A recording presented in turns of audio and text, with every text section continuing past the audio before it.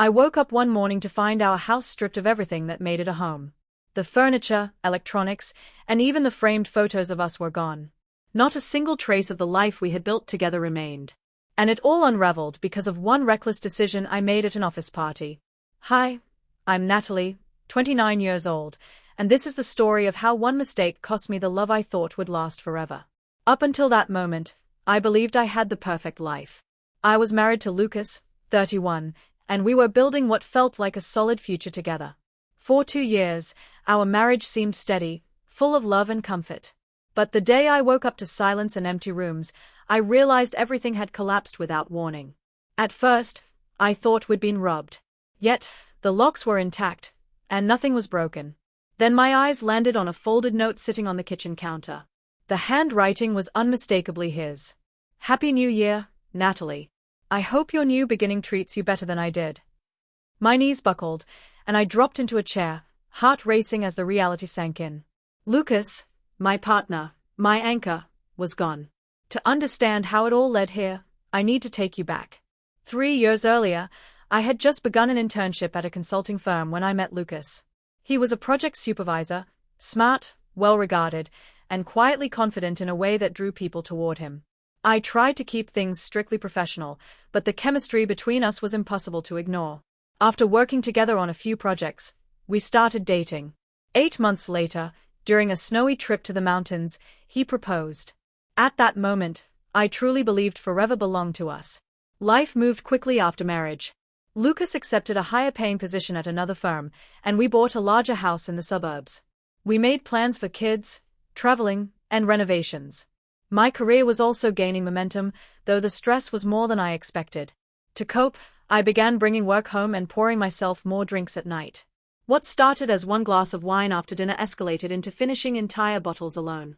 Lucas noticed. At first, he mentioned it gently, but his concerns grew sharper as my drinking worsened.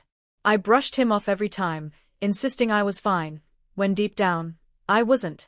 Eventually, I hit rock bottom. One night, I blacked out completely. That was my wake-up call.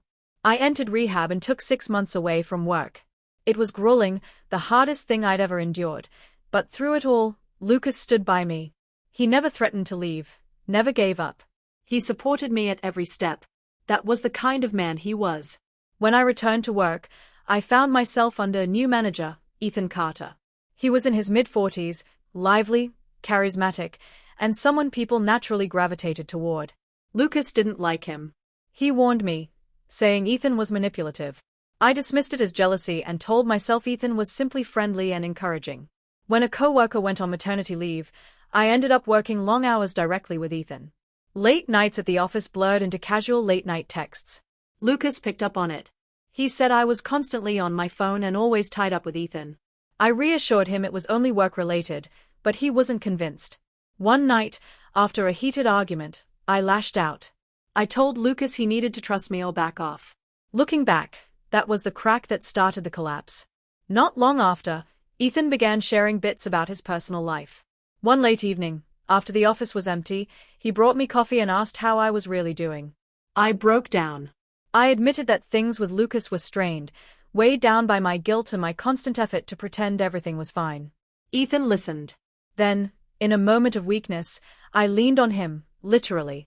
I hugged him. And before I knew it, I kissed him. It wasn't passion, it wasn't love, it was confusion and pain spilling out in the wrong direction. The regret hit me instantly. We pulled back quickly, both ashamed. We agreed to keep our distance and act as though it never happened. But pretending didn't erase the damage.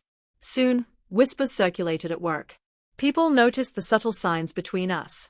Their suspicions eventually reached Lucas. One evening, he confronted me directly. He demanded the truth. I lied.